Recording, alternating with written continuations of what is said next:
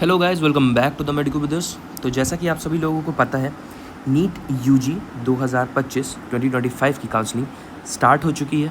Registration हो चुके हैं। आज यानी 30 जुलाई को मोस्ट प्रोबेबली आपकी मेरिट लिस्ट रिलीज़ हो जाएगी।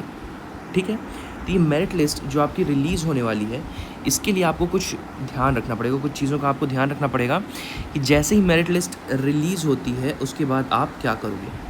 ठीक है, what to do after the NEET MBBS counselling merit list is released. ठीक है, मेरिट लिस्ट के बाद रिलीज़ होने के बाद क्या करना पड़ता है, काफ़ी बच्चे कंफ्यूज रहते हैं।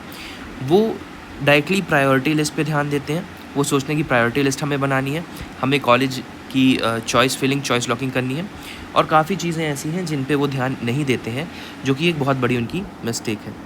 ठीक है, इस वीडियो में हम सारा का सारा डिटेल में समझने वाले हैं कि क्या क्या चीज़ें ज़रूरी होती हैं नीट यूजी की काउंसलिंग में। ठीक है, कैसे क्या क्या समझेंगे हम, हर एक पहलू पे ध्यान रखेंगे। College, government, private, deemed, fees, mess, hostel, हर एक चीज़ हमें जाननी चाहिए। हमें हर एक चीज़ के बारे में रिसर्च करना चाहिए। ठीक है, तो चलिए इस वीडियो की शुरुआत करते हैं। तो सबसे पहला पॉइंट कि मेरिट लिस्ट रिलीज़ हो गई तो उसके बाद पहले हमें क्या करना है। ठीक है, अब जैसा कि पता है, आपने या तो ऑल इंडिया काउंसलिंग भरी होगी या तो आपने स्टेट काउंसलिंग में भरा होगा। ठीक है, तो आपको देखना है कि MCC या फिर स्टेट काउंसलिंग में आपने जहाँ पे भी भरा है उसमें आपकी रैंकिंग कहाँ है, आपकी मेरिट क्या है। ठीक है, आपकी रैंक क्या है। ठीक है, ये मेरिट आपको 2024 की मेरिट से कंपेयर करनी है।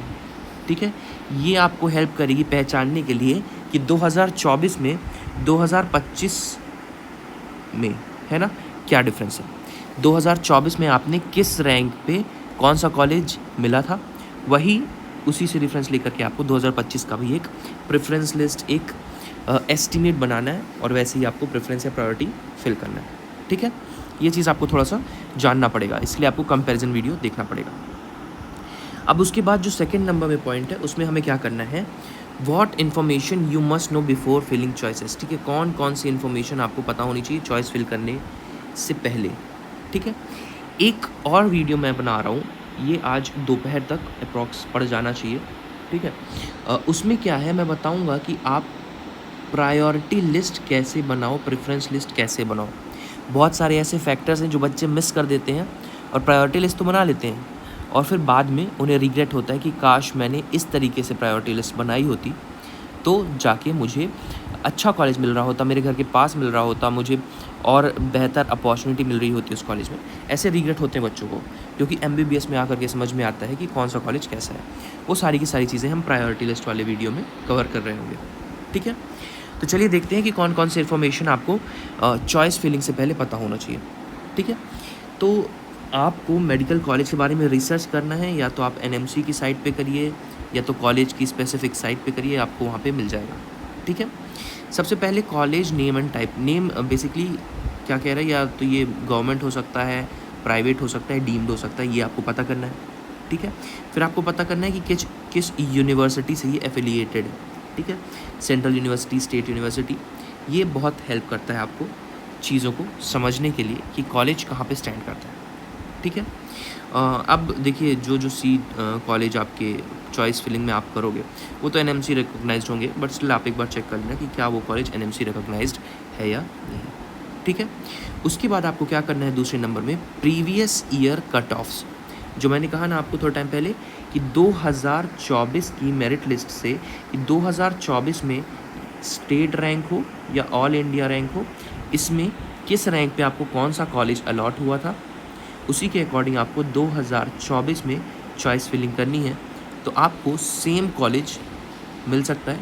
और अगर सीट इंक्रीज़ हो गई हैं तो ज़्यादा रैंक में भी आपको सेम कॉलेज अलॉट हो सकता है। ठीक है, ये सारी की सारी चीज़ें आपको दिमाग में रखनी है। क्या दे रखा है कि check last year cut off rank for your category in both AIQ and state quota. ठीक है, ऑल इंडिया कोटा में भी देखना है आपको, स्टेट कोटा में भी देखना है। जिस चीज़ में आप पार्टिसिपेट कर रहे हो उसके बारे में आपको प्रॉपर पूरी नॉलेज होनी चाहिए। Look at round wise cut off, round 1, round 2 and mop up. ठीक है, राउंड वाइज कट ऑफ बहुत ज़्यादा इंपॉर्टेंट होती है।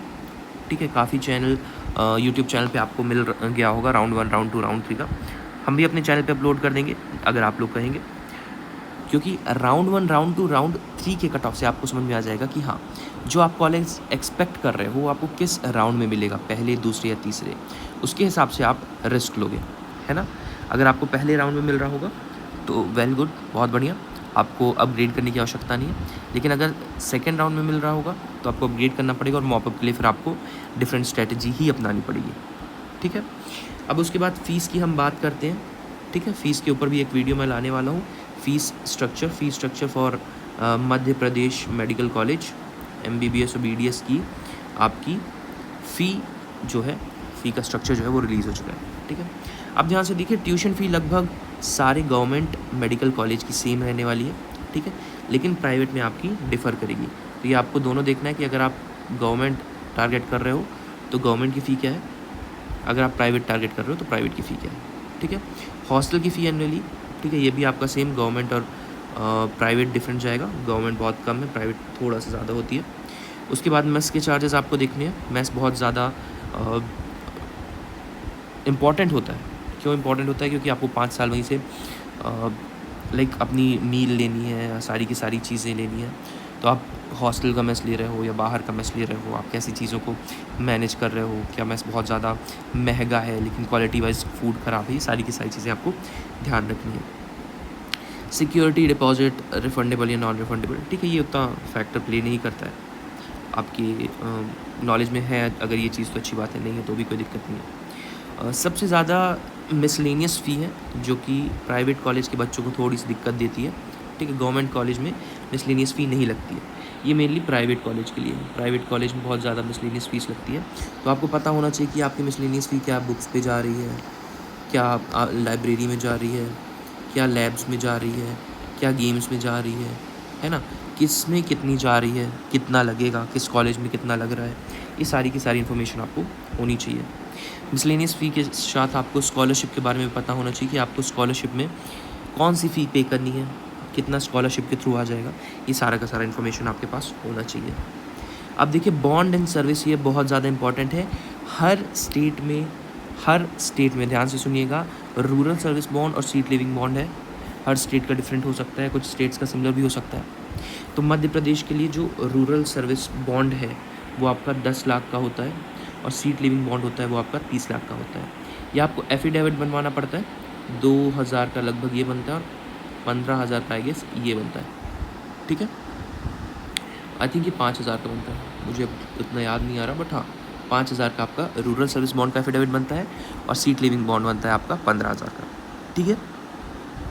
इज़ देयर अ बॉन्ड, देखिए बॉन्ड वाले बहुत सारे कॉलेज मिलेंगे, तो ये आपको इन्फॉर्मेशन होनी चाहिए। बॉन्ड है कितना है, 1 साल, 2 साल, 5 साल बॉन्ड, क्योंकि आपको MBBS के बाद प्रॉब्लम भी हो सकती है। अगर आप बॉन्ड फिल करने के लिए किसी जगह रुकते हो और बहुत समय तक रुक जाते हो तो शायद आप को कुछ प्रॉब्लम भी फेस करनी पड़ सकती है, इसलिए बॉन्ड के लिए थोड़ा बहुत आपको बॉन्ड की इन्फॉर्मेशन होनी चाहिए।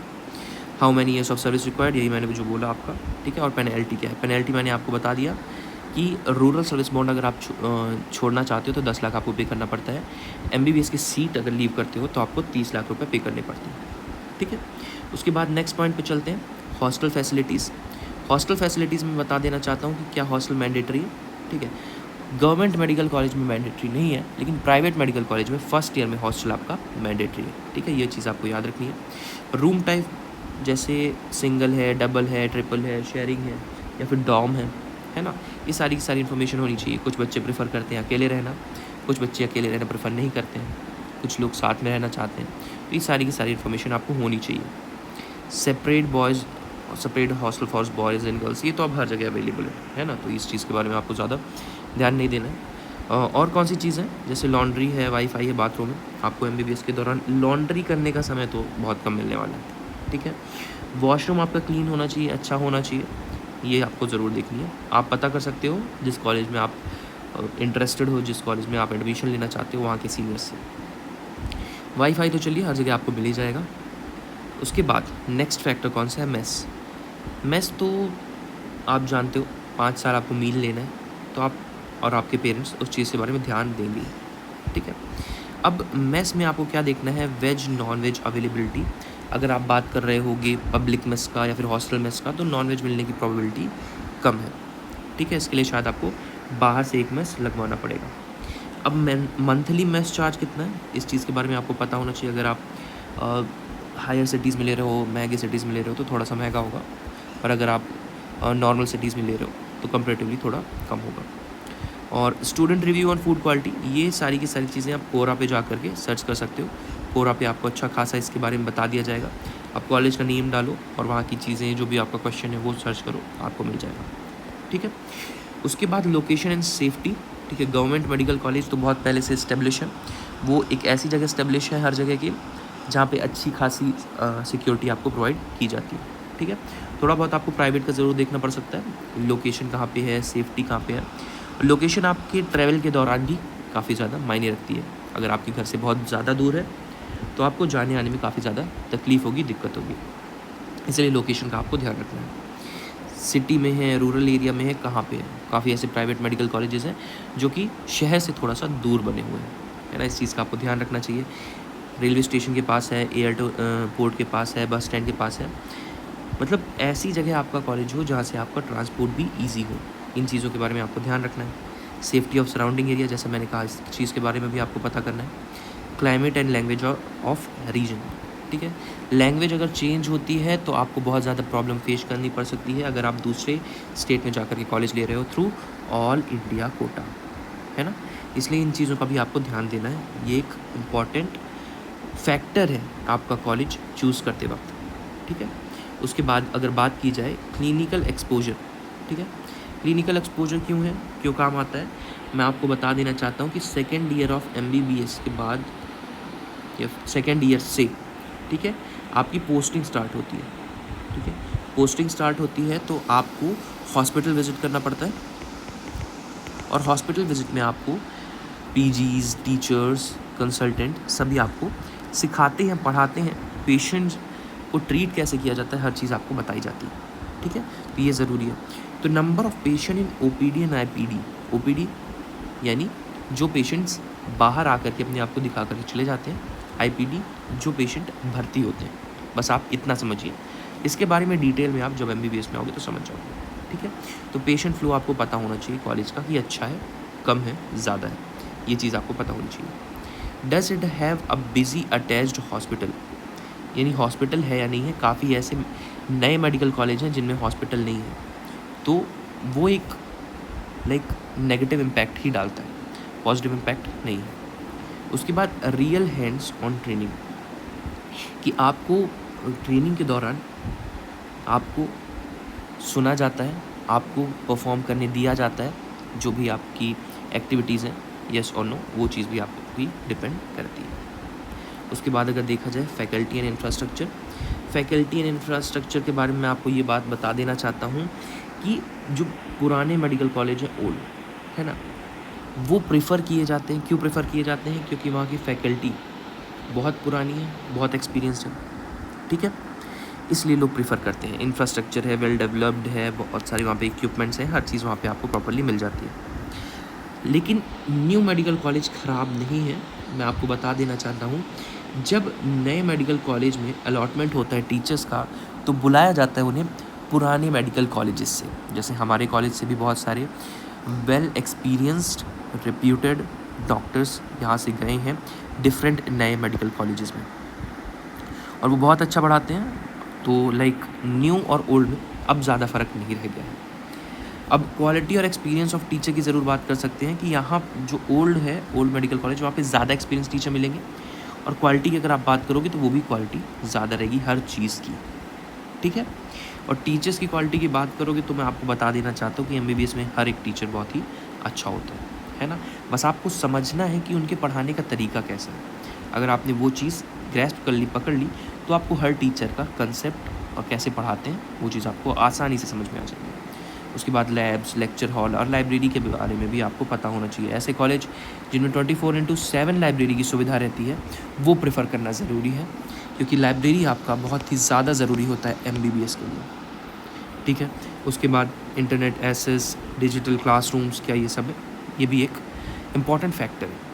ठीक है, आप ये सारी चीज़ें भी देख सकते हो। अब तो हर कॉलेज में डिजिटल क्लासरूम्स है, इंटरनेट एक्सेस है, तो कोई दिक्कत नहीं आती है। उसके बाद स्टूडेंट फीडबैक, ये बहुत ज़्यादा इंपॉर्टेंट है। मैं आपको अभी ये बता देना चाहता हूँ कि आप यूट्यूब व्लॉग देखो, जो अभी स्टूडेंट पढ़ रहे हैं वहाँ के, उनका देखो, जो वहाँ से पढ़ कर के जा चुके हैं उनका देखो, कोरा और रेडिट में रिव्यूज़ पढ़ो, वीडियोस देखो, सीनियर्स से पूछो। इंस्टाग्राम पे आपको बहुत सारे मेडिकल कॉलेज के सीनियर्स मिल जाएंगे, टेलीग्राम ग्रुप्स में आपको सीनियर्स मिल जाएंगे। हमारे द मेडिको ब्रदर्स में भी आप पूछ सकते हो अगर आप हमारे कॉलेज के बारे में जानना चाहते हो। तो ये सारी की सारी चीज़ें आपको ध्यान रखनी है। उसके बाद अगर बात करते हैं नेक्स्ट पॉइंट, ठीक है, अब क्या क्या चीज़ें आपको गूगल में सर्च कर लेनी चाहिए, एनएमसी की साइट में सर्च कर लेनी चाहिए, यूट्यूब में सर्च कर लेनी चाहिए, कोरा टेलीग्राम में सर्च कर लेनी चाहिए, ठीक है। तो मैं आपको बता दूं कुछ चीज़ें आपको हर कॉलेज के बारे में सर्च करना है, ठीक है। XYZ medical college fees structure, अगर आप प्राइवेट या गवर्नमेंट किसी की भी बात कर रहे हो, गवर्नमेंट की सेम है, प्राइवेट की अलग अलग है। तो ये आपको, अगर आप प्राइवेट का टारगेट कर रहे हो तो हर किसी के लिए सर्च करके रख लो। उसके बाद XYZ कॉलेज में 2023 से 2024 में क्या कट ऑफ था, ठीक है, 2023 साथ में 2024, ठीक है, ये कट ऑफ आपको ध्यान रखना है। उसके बाद क्लासरूम और हॉस्टल का टूर वीडियो आपको मिल जाएगा यूट्यूब में, बहुत सारे बच्चे डालते हैं, वो सर्च करना है। उसके बाद स्टूडेंट रिव्यू पढ़ना है आपको उस कॉलेज के बारे में, कोरा में मिल जाएगा, यूट्यूब में मिल जाएगा, ठीक है, हर कोई बताएगा। बॉन्ड कंडीशंस कैसी हैं, क्या कैसा रहता है, वो चीज़ आपको पता करनी है। इंटर्नशिप में स्टाइपेंड कितनी है, ये सारी की सारी इन्फॉर्मेशन आपको पता होनी चाहिए, ठीक है। उसके बाद थिंग्स उसके बाद कौन सी चीज़ आपको ध्यान रखनी है, things you should be clear about before choice filling, ठीक है। चॉइस फिलिंग करने से पहले कौन कौन सी चीज़ पता होनी चाहिए। अब देखिए प्रायोरिटी लिस्ट पे तो एक अलग सेपरेट वीडियो बनेगा ही, वो थोड़ा लंबा वीडियो बनेगा क्योंकि वो पूरा एनालाइज करके बनाया हमने, ठीक है। लेकिन चॉइस फिलिंग से पहले आपको अपना बजट पता होना चाहिए। कुछ चीज़ें मैं बता दूं कि आप अपने घर में अपने सिटी में लेना चाहते हो या अपने स्टेट में लेना चाहते हो, फिर बाहर लेना चाहते हो, उस चीज़ के बारे में आपको पता होना चाहिए। कितना एक्सपेंस खर्च होगा, ये चीज़ पता होनी चाहिए। अगर आपको रिमोट और रूरल लोकेशन में जाने से कोई दिक्कत नहीं है तो वो भी आपको पता होना चाहिए, क्योंकि बहुत सारे ऐसे कॉलेजेस हैं जो कि थोड़ा सा रिमोट लोकेशंस पे पाए जाते हैं, ठीक है। आप अपना क्लिनिकल एक्सपोजर ज़्यादा प्रायोरिटाइज़ करते हो या फिर कॉलेज का ब्रांड, कॉलेज का नेम और कॉलेज की लोकेशन, इन चीज़ों के बारे में भी आपको ध्यान देना है, ठीक है। उसके बाद 5th नंबर पे है कि चॉइस फिलिंग टिप्स, आपको क्या करना है और क्या नहीं करना है। तो डू पे अपन ध्यान देते हैं। सबसे पहले आपको fill as many choices as allowed. क्या है कि MCC ने कोई भी लिमिट नहीं लगा रखी है, तो आपको जितनी चॉइसेस फिल करनी है सब कर डालो। MBBS कर डालो, फिर उसके बाद BDS कर डालो। उसके बाद MBBS में पहले आपको क्या करना है, गवर्नमेंट करना है, देन प्राइवेट करना है, देन BDS करना है ना। इन चीज़ों का आपको ध्यान रखना है, ठीक है। हायर प्रेफरेंस उन्हें देना है जो आप चाहते हो, या फिर जो कॉलेज हायर रैंक में आता है उसको आप हायर प्रेफरेंस दे सकते हो, ओके। उसके बाद सेपरेट प्लान बनाना है ऑल इंडिया और स्टेट कोटा का, ठीक है। मैं आपको अभी बता देना चाहता हूँ, सेम प्लान पे आप मत रिलाई करिएगा कि ऑल इंडिया कोटा पे भी सेम प्लान से चले जाते हैं, स्टेट कोटा से भी सेम प्लान से चले जाते हैं, ठीक है। दोनों के डिफरेंट प्लान बनाने हैं आपको। उसके बाद डोंट, क्या नहीं करना है आपको, choose college just by name और ब्रांड। नाम और ब्रांड से आपको कॉलेज नहीं चूज़ करना है, आप बहुत बड़ी गलती कर दोगे, है ना, कि बहुत अच्छा नाम है, बहुत फेमस है, इन चीज़ों पे नहीं। आपको इंफ्रास्ट्रक्चर, फैकल्टी, पढ़ाई कैसी होती है, हॉस्टल, मेस, फूड, हर चीज़ का ध्यान रखना है, okay. Over rely on last year cut of, they can very this year, ठीक है। ओवर रिलाई नहीं करना है बट रिलाई करना है, ठीक है, क्योंकि वेरी करना बहुत ज़्यादा मुश्किल होता है, ठीक है। थोड़ा बहुत वेरी करता है, आप मान सकते हो +500, ठीक है। +500 का मतलब क्या है, मान लो आपको अगर कोई कॉलेज 2000 रैंक पे पिछले साल अलॉट हो रहा था तो इस साल 2500 रैंक पे अलॉट होगा, ऐसा आपको अप्रॉक्स मान के चलना है। ऐसा नहीं रिलाई करना है कि 2000 रैंक पे हो रहा था अब सीधा 20000 रैंक पे होगा, है ना। ज़्यादा ऐसे इन सब चीज़ों पे नहीं सोचना है ना। क्या पता ये चीज़ 1500 पे चली जाए, क्या पता अगर आप स्टेट रैंक पे निर्भर करते हो, स्टेट काउंसलिंग में पार्टिसिपेट करते हो और स्टेट के बच्चों ने आपका अच्छा परफॉर्म किया हो तो आपकी स्टेट की कट ऑफ बढ़ सकती है ना। 6वें नंबर पे know these counselling term clearly, आपको कौन कौन सी चीज़ जानना चाहिए, ठीक है। देखिए यहाँ पे कुछ ऐसी चीज़ हुई हैं जो कि कुछ हैं जो कि आपके काम की नहीं है ना, कुछ हैं जो कि आपके काम की हैं, ठीक है।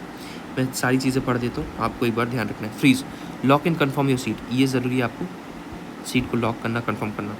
फ्लोट क्या है, keep this seat but wait for better option.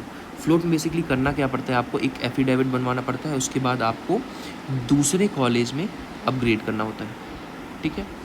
Freeze यानी आपको कॉलेज क्या करना है, लॉक कर देना है। फ्लोट यानी आप क्या करोगे, उस कॉलेज में जा करके अपने डॉक्यूमेंट सबमिट कर दोगे, उसके बाद आप एक एफिडेविट बनवाओगे, उसके बाद आप अपग्रेड करने के लिए साइट पे क्या करोगे, फॉर्म वापस से फिल करोगे, काउंसलिंग में वापस से आप चॉइस फिलिंग करोगे। स्लाइड में क्या होता है, want same college but better course, ठीक है। ये तो अब आप भूल जाओ, क्योंकि MBBS में ऐसा नहीं होता, ठीक है। विड्रॉ क्या होता है कि जब आप एग्जिट करते हो काउंसलिंग से, तब आपको क्या फ़ी पे करनी पड़ती है, क्या फ़ी नहीं पे करनी पड़ती है, क्या फ़ायदे हैं, क्या लॉसेस हैं, ये हर चीज़ के बारे में आपको पता होना चाहिए, ओके। उसके बाद नेक्स्ट पॉइंट पे अगर चलते हैं 7वें नंबर पे, कि अभी काउंसलिंग की मेरिट लिस्ट रिलीज़ होने के बाद कौन कौन से डॉक्यूमेंट आपके पास रेडी रहने चाहिए, ठीक है। आपने डिसाइड कर ही लिया है कि आपको इस साल काउंसलिंग में पार्टिसिपेट करना है, कॉलेज लेना है, तो आपको कुछ डॉक्यूमेंट जैसे NEET admit card, NEET score card, 10th की मार्कशीट और सर्टिफिकेट, याद रखिएगा मार्कशीट सर्टिफिकेट दोनों अलग है, 12th की मार्कशीट और सर्टिफिकेट, ठीक है। कुछ जगह कुछ बोर्ड्स साथ में दे देते हैं, तो साथ में ही रहता है, ठीक है। और नेक्स्ट चलते हैं, नेक्स्ट कौन सा है, डोमिसाइल सर्टिफिकेट, ठीक है। और उसके बाद है कैटेगरी सर्टिफिकेट, अगर एप्लीकेबल है आपकी कैटेगरी है तो। पासपोर्ट साइज़ फ़ोटो होनी चाहिए, मिनिमम 10 कॉपी होनी चाहिए, मैं तो मानता हूँ कि आपके पास मिनिमम 20 कॉपीज़ होनी चाहिए। उसके बाद Aadhaar card, government ID proof, photo ID proof होनी चाहिए, जिसमें आपकी क्या हो, फोटोग्राफ हो, क्या हो, फोटोग्राफ, ठीक है। डायरेक्टली मैं फ़ोटो ही लिख देता हूँ। उसके बाद माइग्रेशन सर्टिफिकेट, ये कॉलेज आपका देगा या फिर आप जिस भी प्रीवियस इंस्टीट्यूट में पढ़े हो वहाँ से आपको अलॉट होता है। प्रोविजनल अलॉटमेंट लेटर, जो अलॉट होगा कॉलेज आपको, उसका अलॉटमेंट लेटर, ठीक है। उसके बाद एक एंटी रैगिंग का एफिडेविट बनता है, ये भी आपको तैयार रखना है। गैप सर्टिफिकेट, अगर आपने ड्रॉप लिया है तो भी तैयार रखना है। Income certificate for EWS, OBC, NCL के लिए ये आपको तैयार रखना है, ठीक है। अब ये आपको कब तैयार रखना है, कि जब आपको कॉलेज लेना ही है, कॉलेज आपको लेना है, ठीक है। तो धीरे धीरे कुछ कुछ चीज़ें आपको तैयार कर लेनी है, ठीक है। जैसे एंटी रैगिंग एफिडेविट अभी आप मत बनवाइएगा, जब आप कॉलेज में डॉक्यूमेंट वेरिफिकेशन के लिए जाओगे तब आप बनवा लेना।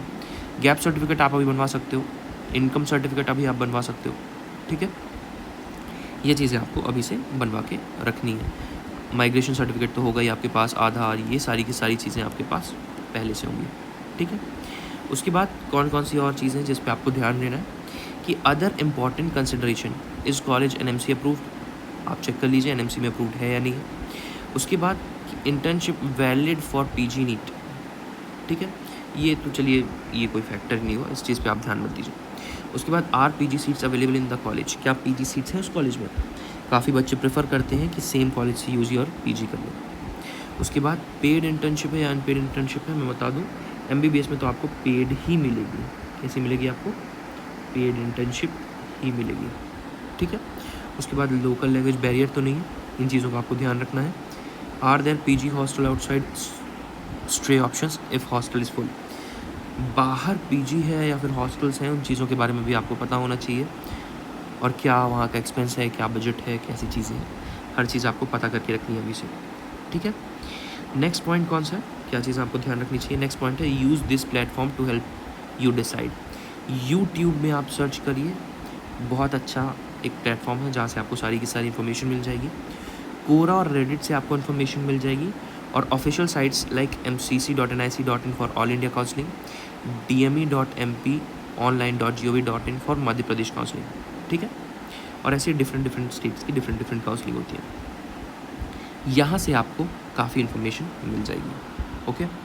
उसके बाद कंपैरिजन टेबल अगर आप बनाना चाहो तो बना सकते हो, ठीक है। फीचर्स लिखो, कॉलेज A लिखो, कॉलेज B लिखो, फ़ी लिखो किसकी फ़ी कम है, किसकी फ़ी ज़्यादा है, हॉस्टल लिखो किसमें कंपल्सरी है, किसमें नहीं है, मेस फ़ी लिखो, क्लिनिकल एक्सपोजर किसमें ज़्यादा है, लोकेशन किसकी सही है, बॉन्ड किसमें कम है, PG सीट्स किसमें ज़्यादा है, किसमें अवेलेबल है, किसमें नहीं है, ठीक है। तो इन चीज़ों का ध्यान रखिए, ठीक है। अब ध्यान से देखिए, अब अगर आप लोग चाहते हो पर्सनलाइज्ड हेल्प, तो आप क्या करो, अपना NEET score, NEET rank, category, ये सारी की सारी चीज़ें हमें बता सकते हो। हम आपके लिए एक पर्सनलाइज्ड प्रायोरिटी लिस्ट, पर्सनलाइज्ड हर एक जो भी आप चाहते हो काउंसलिंग रिलेटेड वो बना करके देंगे, ठीक है। तो इन चीज़ों का ध्यान रखिए। हम आपकी कॉलेज की प्रायोरिटी लिस्ट बना सकते हैं, identify safe, moderate and dream options, guide through AIQ and state Kota plans. ये सारी की सारी चीज़ें अगर आप चाहते हो तो हम आपकी हेल्प कर सकते हैं, ठीक है। इस वीडियो में इतना ही। आपको इन 9-10 पॉइंट्स का ध्यान रखना है, ठीक है, कोई भी कॉलेज डिसाइड करते वक्त। और कोई भी आपको इशू आता है काउंसलिंग रिलेटेड, तो आप द मेडिको ब्रदर्स में यूट्यूब पे कमेंट कर सकते हो, इंस्टाग्राम पे कमेंट कर सकते हो। चैनल को लाइक सब्सक्राइब करना मत भूलिएगा, ठीक है। शेयर ज़रूर करिएगा अपने फ्रेंड्स के साथ, और अगर कोई डाउट हो तो कमेंट ज़रूर करें।